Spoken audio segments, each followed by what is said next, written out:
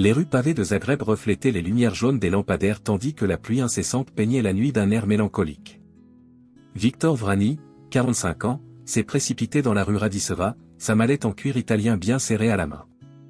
Il venait de conclure un accord de plusieurs millions de dollars qui le consolidait comme l'un des avocats les plus respectés de Croatie. Ses ambitions étaient inébranlables et rien ne semblait pouvoir le détourner de son chemin. Cependant, alors qu'il tournait au coin d'une rue, une silhouette penchée sous l'auvent d'un immeuble attira son attention. Un homme d'un âge avancé, à l'air débraillé, aux vêtements en lambeaux et mouillés, leva sa main tremblante. « S'il vous plaît, aidez-moi » la voix rauque sonnait comme un écho de désespoir.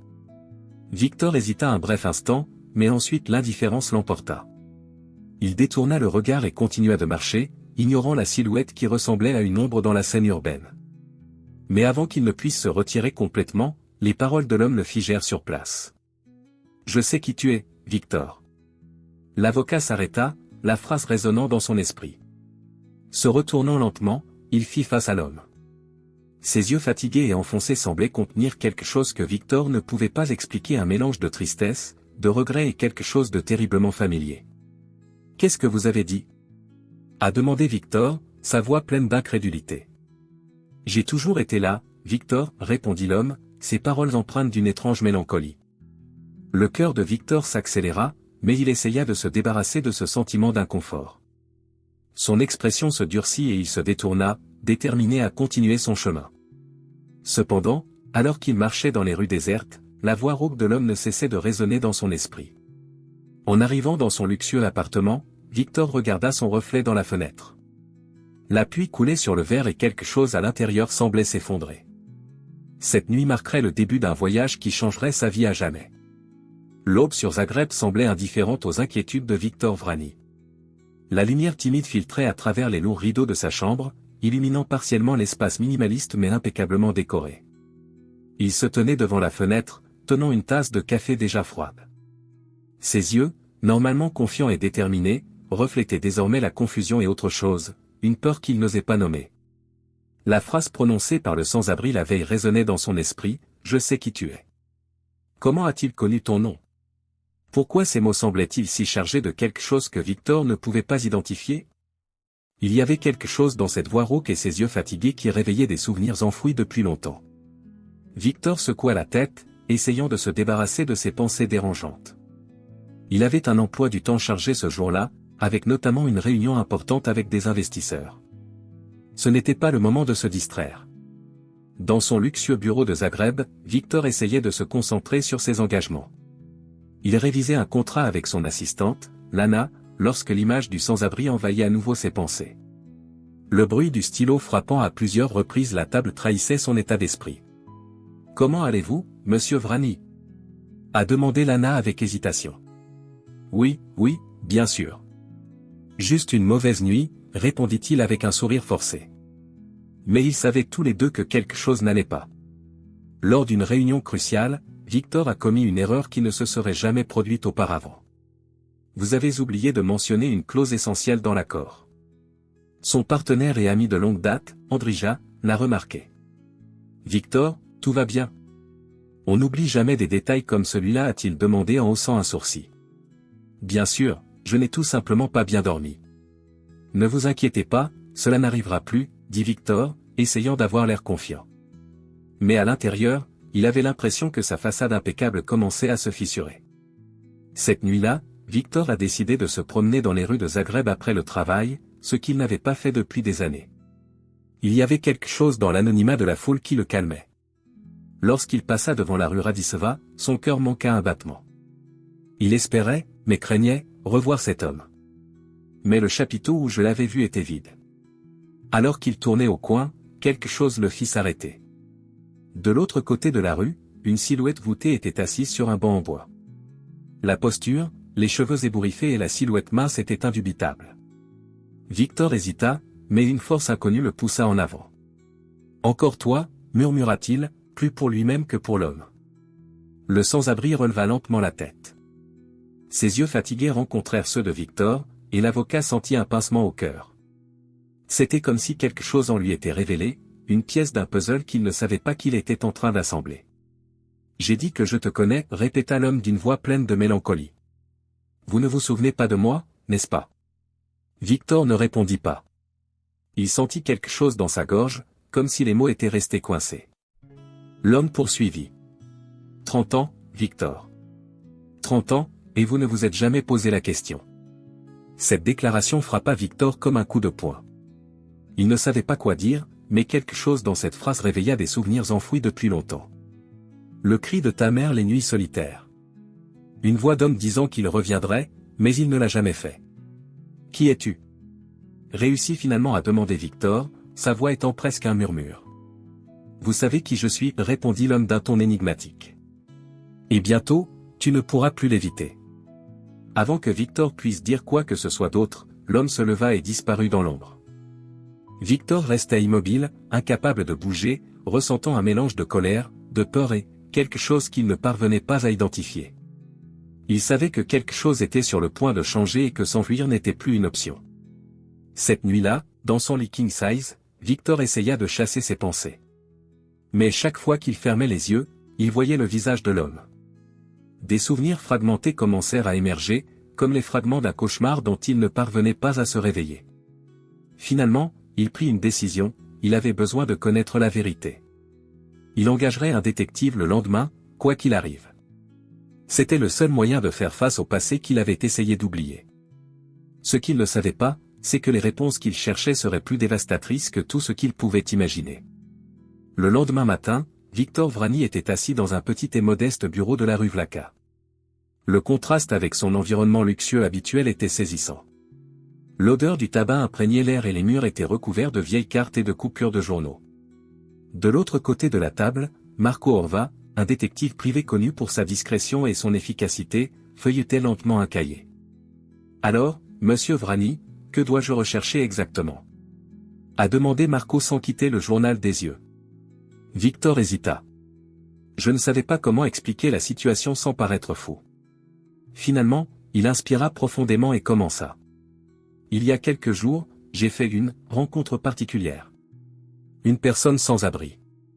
Il connaissait mon nom, il a dit des choses qui, Victor fit une pause, sentant sa gorge se serrer. Je veux savoir qui il est et comment il en sait autant sur moi. Marco leva les yeux, intrigué, mais ne posa aucune question. Il vient d'allumer une cigarette, signalant qu'il écoutait. Décrivez l'homme, demanda-t-il. Victor a détaillé autant qu'il a pu, les cheveux ébouriffés, la barbe grise, les vêtements miteux et, plus important encore, ses yeux qui semblaient porter des décennies de douleur et de connaissance. Droite. Je commencerai par les zones où les sans-abri ont tendance à se rassembler à Zagreb. Cela peut prendre quelques jours. Je te ferai savoir quand je saurai quelque chose, dit Marco, prenant déjà des notes. Victor le remercia et quitta le bureau.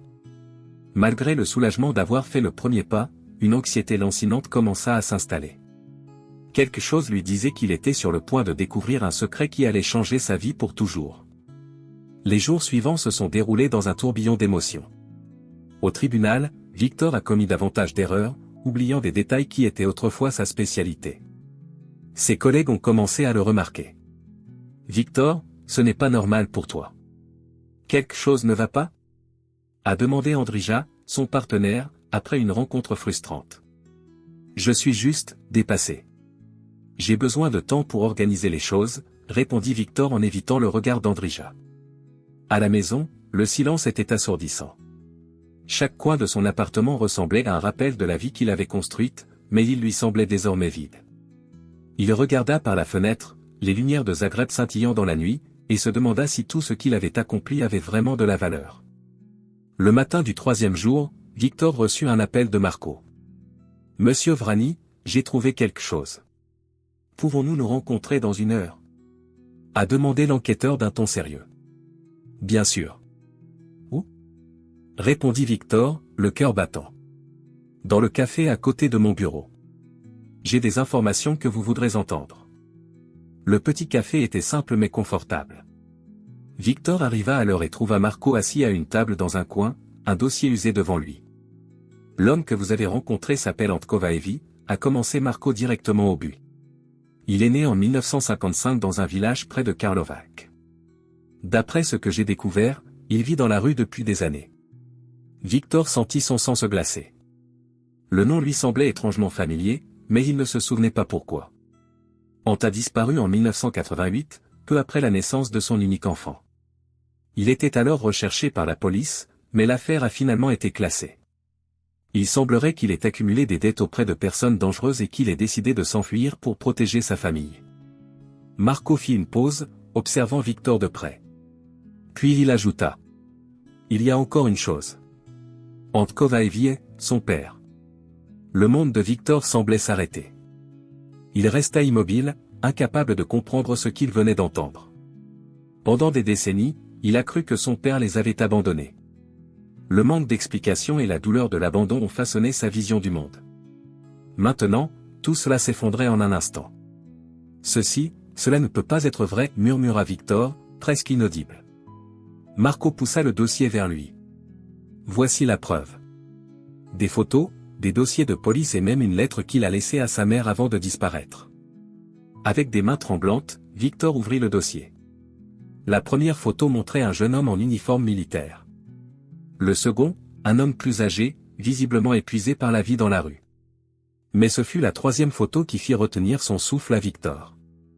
C'était le visage du sans-abri qu'il avait trouvé quelques jours auparavant. Cette nuit-là, Victor n'a pas pu dormir.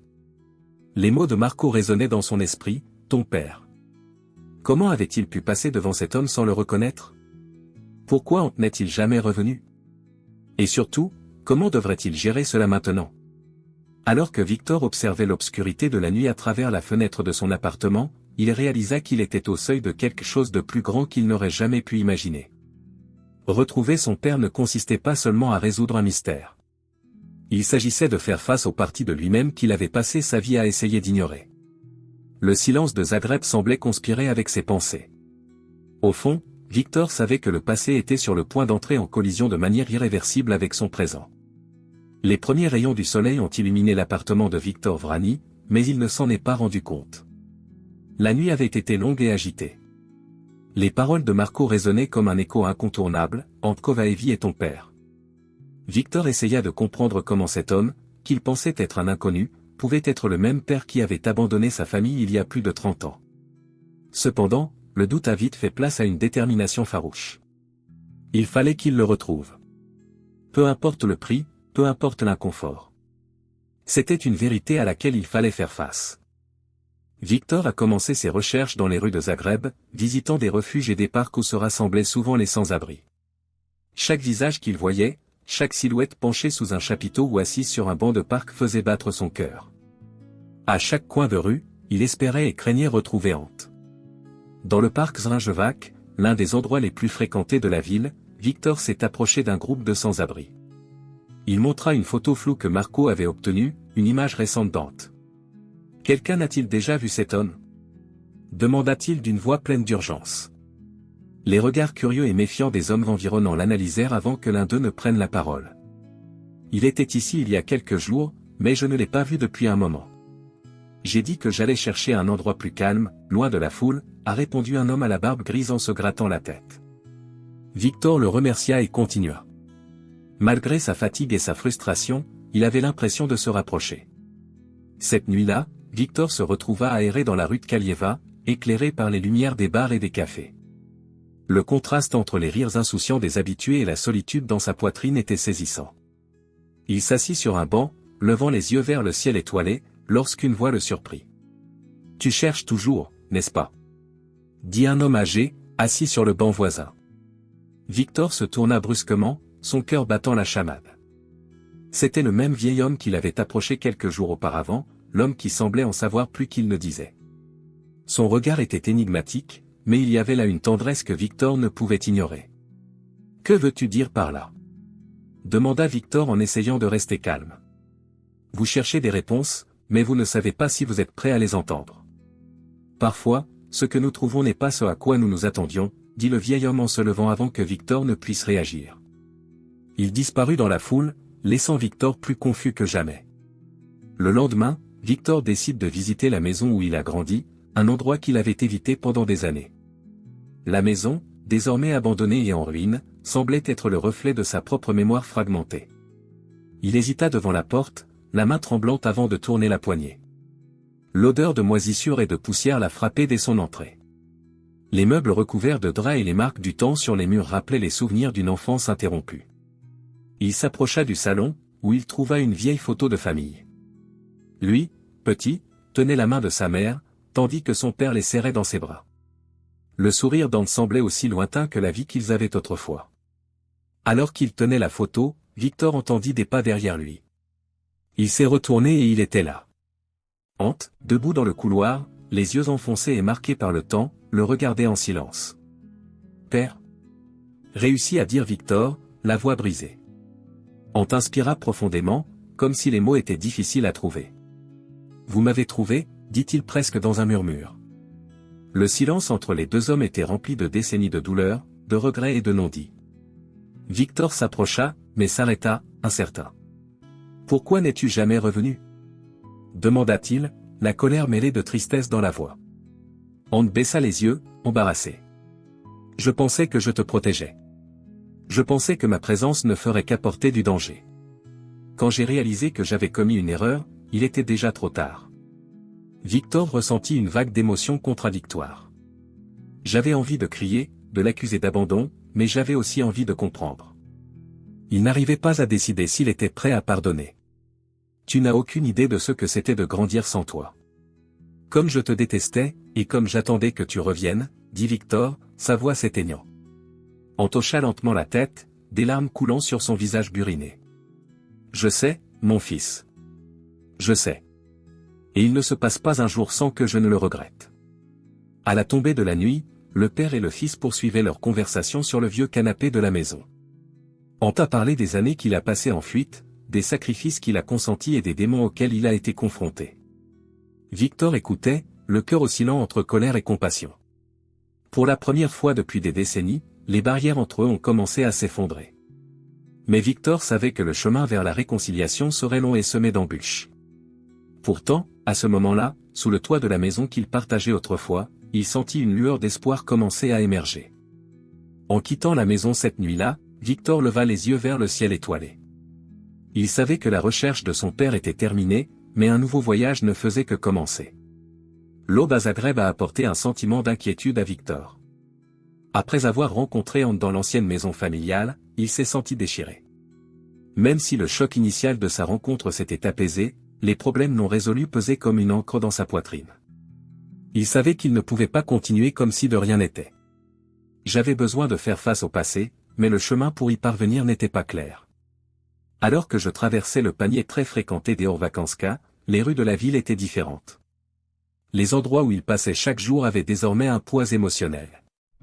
Chaque recoin semblait contenir un morceau d'histoire qu'il avait ignoré pendant des années. Victor a rencontré Ant le lendemain matin dans un petit café près de la cathédrale de Zagreb. Ant ne semblait pas à sa place dans cet environnement. Ses vêtements étaient encore défraîchis et son air fatigué révélait une vie de souffrance. Mais il y avait quelque chose de plus, une lueur d'espoir dans ses yeux lorsqu'elle aperçut Victor. « Merci d'être venu, » dit Ant, la voix rauque. Victor hocha la tête, tirant une chaise. « Nous avons beaucoup de choses à dire, » a-t-il répondu avec un mélange de détermination et d'hésitation. Ant commença à raconter son histoire. Il a parlé des menaces qu'il a reçues de la part des usuriers, de sa décision de s'enfuir pour protéger Victor et sa mère et des années difficiles qu'il a passées dans la rue. Sa voix tremblait lorsqu'il décrivait les nuits froides, la faim et la honte qu'il portait d'avoir abandonné sa famille. « Je t'ai observé de loin, tu sais » Ant révélait, les yeux larmoyants. « Quand j'ai vu que tu devenais un homme à succès, j'ai ressenti de la fierté, et aussi une douleur indescriptible. Je pensais que tu serais mieux sans moi. » Ces mots firent bouger Victor inconfortablement sur son siège. Il combattit les émotions qui montaient en lui. Autant il voulait haïr Ant, autant les larmes sur son visage et la sincérité de sa voix rendaient impossible d'ignorer le poids du sacrifice qu'il avait fait. « Tu n'as aucune idée de ce que c'était de grandir sans toi, » dit Victor, d'une voix basse mais ferme. Voir ma mère pleurer tous les soirs, essayer d'expliquer l'inexplicable. Je devais porter ce fardeau seul. Ant hocha lentement la tête. Je sais, mon fils. Et si je pouvais remonter le temps, je ferais tout différemment. Mais maintenant, je ne peux demander qu'une chose, votre pardon. Le silence qui suivit fut écrasant. Victor regardait par la fenêtre du café, observant les passants qui passaient. Les paroles d'Ante résonnaient dans son esprit, mêlées aux souvenirs douloureux de son enfance. « Je ne sais pas si je peux te pardonner, père, dit finalement Victor. Pas maintenant. Peut-être un jour, mais pas maintenant. » Ante hocha la tête, acceptant la réponse la tête baissée. Il y avait de la tristesse dans ses yeux, mais aussi de la compréhension.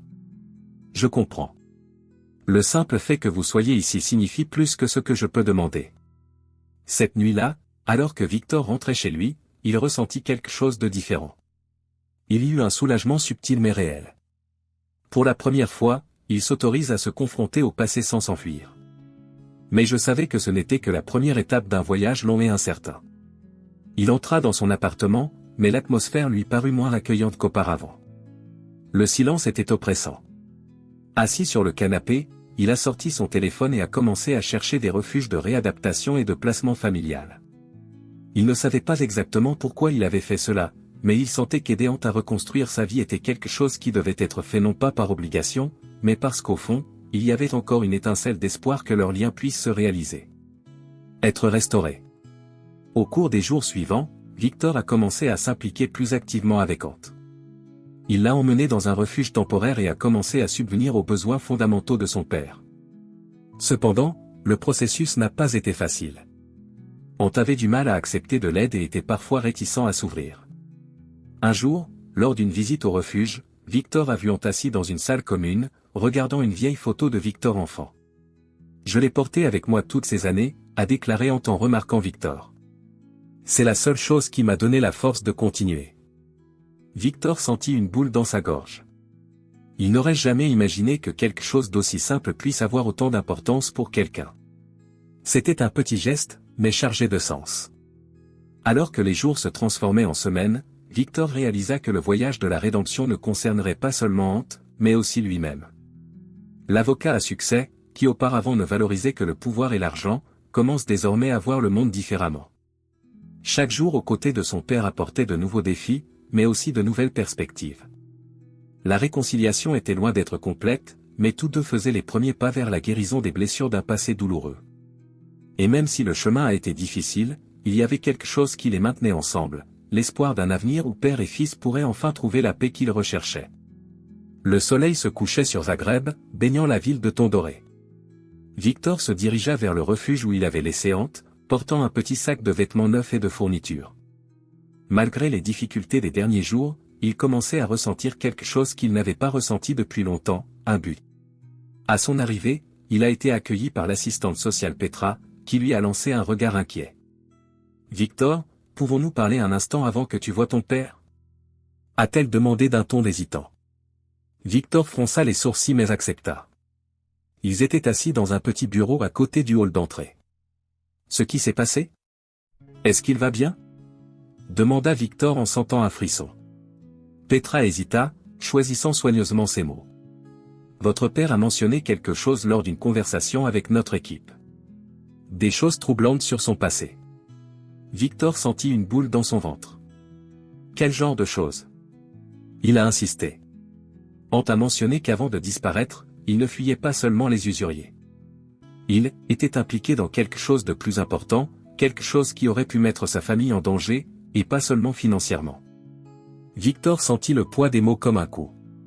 Il remercia rapidement Petra et se dirigea directement vers la pièce où se trouvait Ante.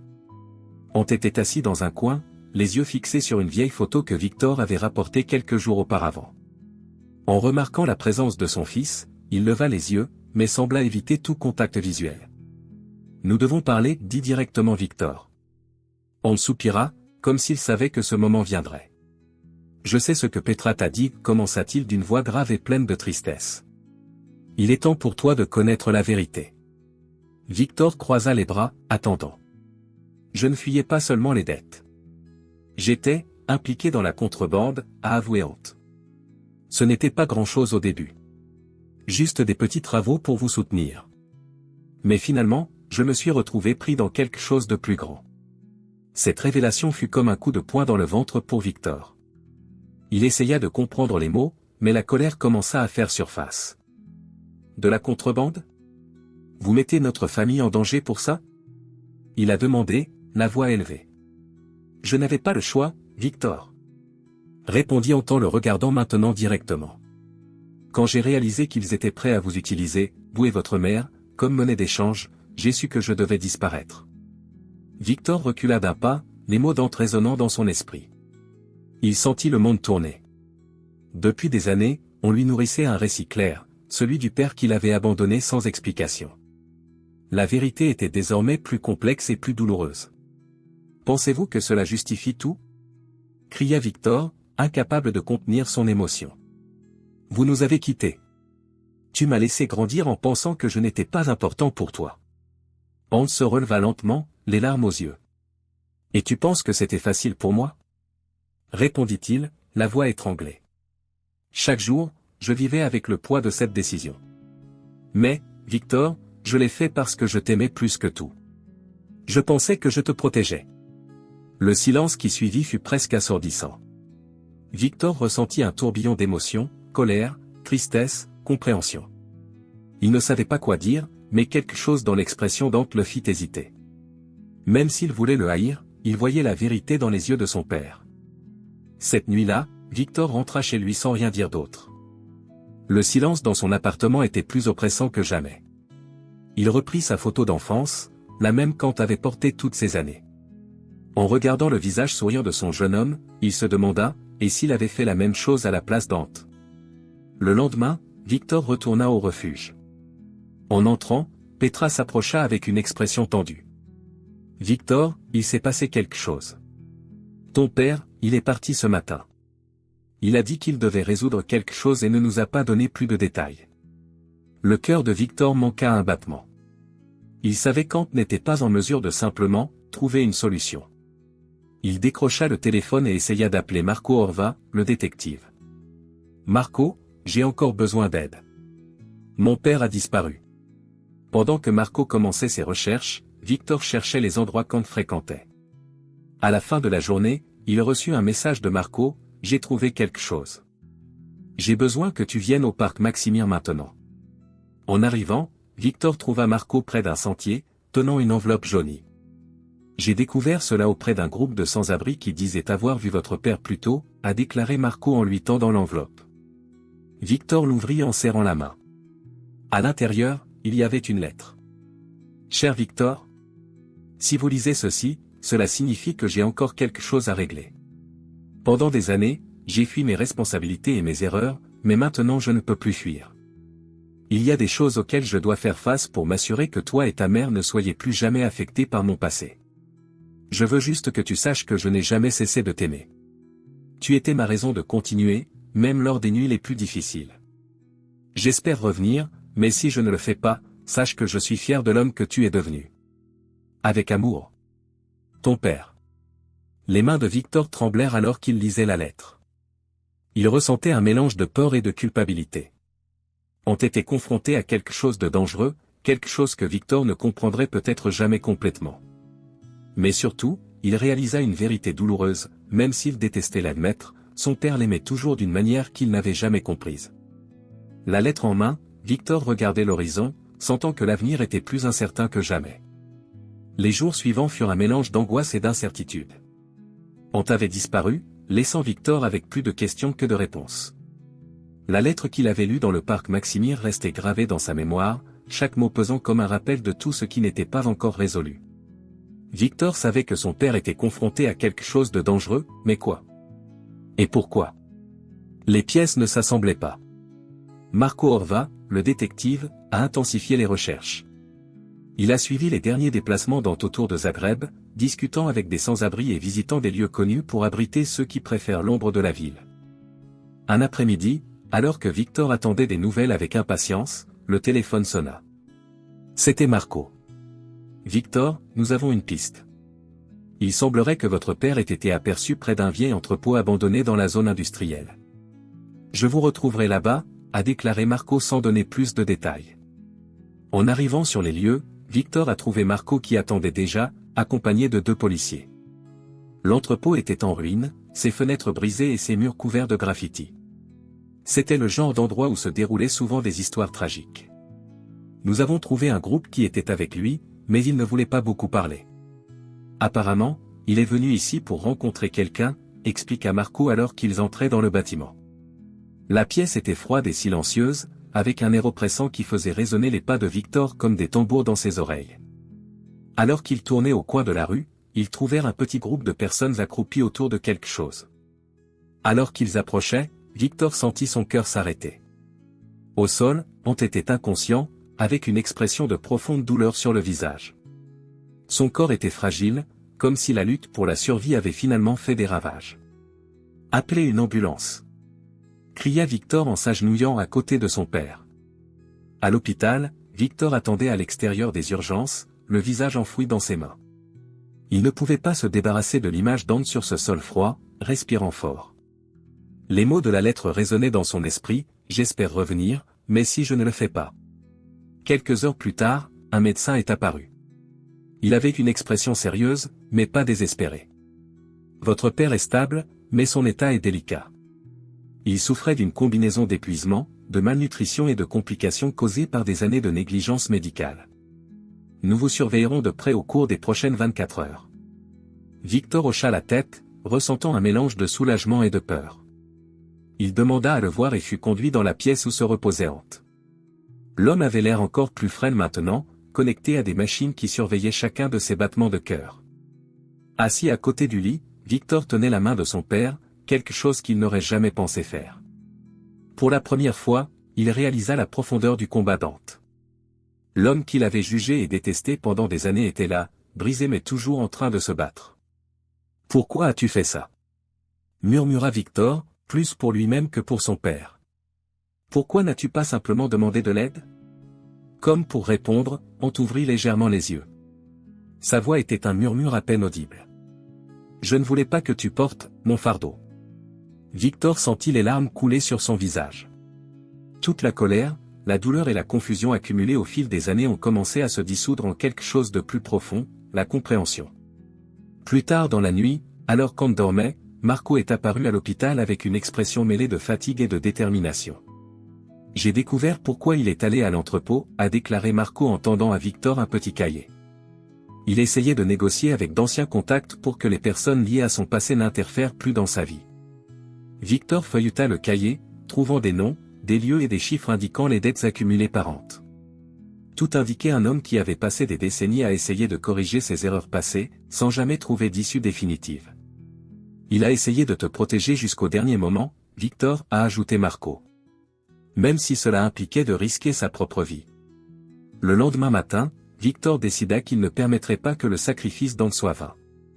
Il a engagé un avocat spécialisé dans les affaires d'extorsion et de dette pénale, disposé à faire face aux problèmes accumulés par son père. Pour une fois, Victor ne s'inquiétait pas de sa réputation ou de sa carrière. Il était concentré sur quelque chose de plus grand. Dans la chambre d'hôpital, Victor s'assit à nouveau à côté d'Ant. Lorsque son père ouvrit les yeux, Victor sourit, même si son cœur était encore lourd. « Tu n'es pas obligé de te battre seul, papa. »« Pas plus », dit-il fermement. Ant serra la main de Victor avec le peu de force dont il disposait. Son regard était rempli de regret, mais aussi de quelque chose de nouveau, l'espoir. « Merci, mon fils. Pour ne pas m'avoir abandonné, » murmura Ant avant de fermer à nouveau les yeux. Alors que les machines continuaient à surveiller le rythme cardiaque de son père, Victor réalisa que, malgré toute la douleur, quelque chose changeait en lui. L'homme qu'il avait passé sa vie à haïr était désormais quelqu'un qu'il commençait à comprendre. Et peut-être même lui pardonner. Leur voyage était encore loin d'être terminé, mais pour la première fois depuis des années, Victor avait l'impression de ne plus se battre seul. Les jours se sont transformés en semaines et Victor Vrani partageait son temps entre son travail et ses visites à l'hôpital pour soigner Ant. Malgré les difficultés, une véritable connexion commence à s'établir entre le père et le fils. Cependant, Ant semblait porter un secret qu'il n'avait pas encore partagé, et Victor sentait que quelque chose d'important restait caché. Un matin, en arrivant à l'hôpital, Victor trouva la chambre d'Ant vide. Son cœur s'emballa, craignant le pire. Une infirmière l'a informé qu'Ant avait été transféré dans un centre de réadaptation, comme il l'avait demandé. Le geste a surpris Victor, c'était la première fois que son père prenait l'initiative de prendre soin de lui. Cependant, à son arrivée au centre, Victor a trouvé une lettre qui l'attendait. C'était de la mise. « Cher Victor, si vous lisez ceci, cela signifie que je suis enfin prêt à dire la vérité. La vérité que j'ai cachée de toi et de ta mère toutes ces années. Je ne me suis pas simplement enfui pour vous protéger des personnes auxquelles je devais de l'argent. Il y avait quelque chose de plus. Quelque chose que je ne pouvais pas affronter à l'époque, mais maintenant j'ai besoin que vous sachiez. L'argent que je devais n'était pas seulement le résultat de la contrebande. J'avais été impliqué dans quelque chose de bien pire, la trahison d'une personne qui me faisait confiance. Cette personne était sa mère. Je n'étais pas fidèle à elle, Victor, et la dette que j'ai accumulée est venue de choix égoïstes que j'ai faits en vivant une seconde vie, loin de chez moi. Je regrette chaque jour de mettre ma cupidité et mes échecs au-dessus de ma famille. Quand j'ai été menacé, ma première réaction a été de fuir, car je savais que faire face à la vérité serait encore plus douloureux. Je sais que lorsque vous découvrez cela, vous ne me pardonnez peut-être jamais. Mais j'avais besoin que tu saches avant de partir. Avec amour. Ton père. Les mots de la lettre ont déchiré Victor à l'intérieur. Pendant des années, il a construit sa vie autour de l'idée que son père l'a abandonné pour des raisons indépendantes de sa volonté. Maintenant, il a découvert qu'une partie de la douleur a été causée par ses propres choix égoïstes. Victor a ressenti un mélange de colère et de désespoir. Il voulait affronter Ante, mais quelque chose en lui hésitait. Au fond, il savait que toutes les erreurs de son père avaient déjà été payées avec intérêt, dans la solitude, la souffrance et l'humiliation qu'il avait affrontées. En rencontrant à nouveau Ante au centre de réadaptation, Victor s'est rendu compte que l'homme devant lui n'était plus le même. Ante était visiblement plus fragile, mais il y avait quelque chose de différent dans ses yeux. Un mélange d'acceptation et de sérénité. « J'ai lu votre lettre », a déclaré Victor, franchement. Ante ferma les yeux, semblant se rétrécir dans le fauteuil roulant dans lequel il était assis. « Je comprends que si vous ne voulez plus jamais me revoir, » il répondit, sa voix tremblant. Victor prit une profonde inspiration, combattant le tourbillon des émotions. Puis il s'avança et plaça sa main sur l'épaule de son père. « Vous m'avez appris quelque chose que je n'ai jamais pensé que j'étais capable d'apprendre, » il a commencé, sa voix se brise. Ce pardon n'est pas pour ceux qui ont fait des erreurs, mais pour ceux qui ont besoin de passer à autre chose. Ante leva les yeux avec incrédulité alors que des larmes coulaient sur son visage. « Je ne sais toujours pas si je peux tout pardonner, père. Mais je veux essayer. Non pas parce que vous le méritez, mais parce que nous en avons tous les deux besoin. » Le silence qui a suivi était rempli d'émotions que les mots ne pouvaient pas exprimer. Le père et le fils, après des décennies, ont finalement trouvé un terrain d'entente, la vérité, aussi douloureuse. Dans les mois qui ont suivi, Ante a poursuivi son rétablissement et Victor a trouvé une nouvelle perspective sur sa propre vie. Il a commencé à consacrer une partie de son temps à aider les organisations qui ont soutenu les sans-abri, en utilisant ses ressources pour offrir des opportunités aux personnes qui, comme Ante, étaient tombées dans l'ombre. Une nuit silencieuse, assis sur le balcon du petit appartement qu'il avait loué pour Ante, Victor a entendu son père dire quelque chose qui resterait dans sa mémoire pour toujours.